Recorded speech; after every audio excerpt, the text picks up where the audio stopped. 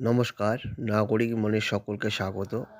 Supreme নির্দেশ যে কর্মরত প্রাথমিক এবং উচ্চ প্রাথমিক শিক্ষকদের যারা টেট পাস করেনি বা টেট পরীক্ষা দেয়নি তাদের টেট পরীক্ষা দিতে হবে এবং পাস করে তাদের চাকরি রক্ষা করতে হবে।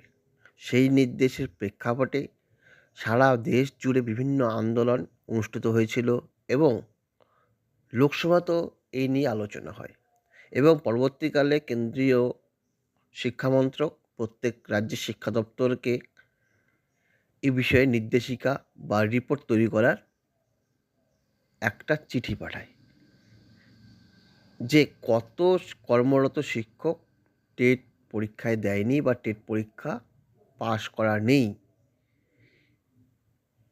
তাদের কি টেট ছাড় দেওয়া যাবে সেই নিয়ে বিভিন্ন ধরনের আলোচনা চলছে ইতিমধ্যেই। এবার টেট পাস থেকে ছাড়ের দাবি 2011-র আগে নিযুক্ত শিক্ষকদের। প্রাথমিক এবং উচ্চ প্রাথমিকে 2011 সালের আগে যারা নিযুক্ত হয়েছিলেন সেই শিক্ষকদের টেট পরীক্ষায় বসা থেকে অব্যাহতি দেওয়া হোক, এই দাবিতে ফের সরব হলেন প্রাথমিক শিক্ষকদের একাংশ। মঙ্গলবার এই দাবি তুলে সল্টলেকের করুণাময়ী থেকে বিকাশ ভবন পর্যন্ত মিছিল করে প্রাথমিক শিক্ষকদের সংগঠন West Bengal primary trend teacher association. পরে তারা বিকাশ ভবনে স্মারকলিপিও দেয়। ওই শিক্ষকরা জানান, গত সেপ্টেম্বর মাসে সুপ্রিম কোর্ট নির্দেশ দিয়েছিল সমস্ত প্রাথমিক উচ্চ প্রাথমিকের শিক্ষকদের টেট পাস করা বাধ্যতামূলক। যারা টেট পাস করেননি তাদের আগামী 2 বছরের মধ্যে তা পাস করতে হবে। শুধুমাত্র তাদের চাকরির মেয়াদ ফুরোতে 5 বছর বাকি আছে, তাদের ক্ষেত্রেই এই নিয়ম প্রযোজ্য হবে না। শিক্ষকদের একাংশের দাবি, শীর্ষ আদালতের এই নির্দেশের ফলে পশ্চিমবঙ্গে প্রায় 70,000 প্রাথমিক শিক্ষকের চাকরি ঘিরে তৈরি হয়েছে অনিশ্চয়তা। তারা আরও দাবি করেছেন 2011 সালের আগে প্রাথমিক ও উচ্চ প্রাথমিকে নিযুক্ত শিক্ষকরা সুপ্রিম কোর্টের এই নির্দেশের আওতায় পড়ছেন না। তাই রাজ্য সরকার যখন টেট পাসহীন শিক্ষকদের নাম কেন্দ্রের কাছে পাঠাবে তখন এই শিক্ষকদের নাম পাঠানো যাবে না। 2011 সালের আগে নিযুক্ত হওয়া শিক্ষকরা সুপ্রিম কোর্টের নির্দেশের আওতায় পড়ছেন না বলে কেন মনে করছেন? প্রাথমিক শিক্ষকদের সংগঠনের দাবি, 2011 সালের 29শে জুলাই কেন্দ্রীয় সরকারের গেজেট বিজ্ঞপ্তিতেই বলা হয়েছে যেসব রাজ্যে ওই বছরের আগে প্রাথমিক শিক্ষক নিয়োগের বিজ্ঞপ্তি বেরিয়েছে সেই রাজ্যগুলিতে 2001 সালের নিয়োগ নীতি অনুযায়ী ছাড় দিতে হবে।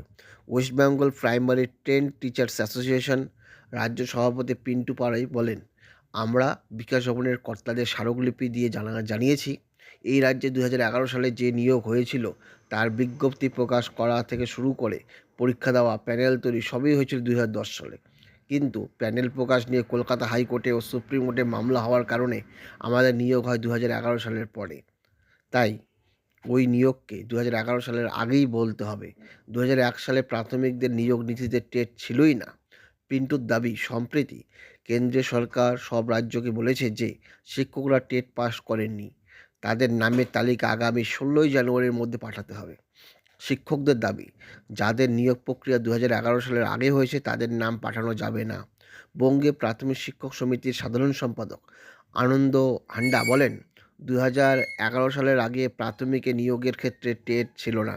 2001 সালে প্রাথমিকে যে নিয়োগ নীতি ছিল সেই অনুযায়ী নিয়োগ হতো 10 নম্বরের লিখিত পরীক্ষা, মাধ্যমিকের ফল এবং প্রাথমিকের শিক্ষক প্রশিক্ষণের উপরে ভিত্তি করে। সেই পদ্ধতিতেই প্রাথমিক শিক্ষকরা চাকরি পেয়েছেন। এত বছর প্রাথমিক স্তরে পড়ানোর পর ফের টেট পাস করতে বলা তাদের কাছে অত্যন্ত অসম্মানজনক। বঙ্গীয় শিক্ষক ও শিক্ষাকর্মী সমিতির এক নেতার কথায়, রাজ্যে কতজন টেট পাসহীন শিক্ষক আছেন তা 16ই জানুয়ারির মধ্যে জানাতে বলেছে কেন্দ্র। 16 জানুয়ারি তা তো চলেই এলো। শিক্ষা দপ্তর কি সদার্থক কোনো ভূমিকা নিয়েছে? রাজ্য কি পদক্ষেপ করছে? কাদের নাম পাঠাচ্ছে? তার কিছুই শিক্ষকরা জানতে পারছেন না। গোটা বিষয়টি নিয়ে প্রচণ্ড উদ্বেগে রয়েছেন প্রাথমিক এবং উচ্চ প্রাথমিকের কয়েক লক্ষ শিক্ষক। যদিও শিক্ষা দপ্তর সূত্রে দাবি করা হয়েছে তারা পুরো বিষয়টি খতিয়ে দেখছে এবং আইনজীবীদের পরামর্শ নিচ্ছে। ধন্যবাদ।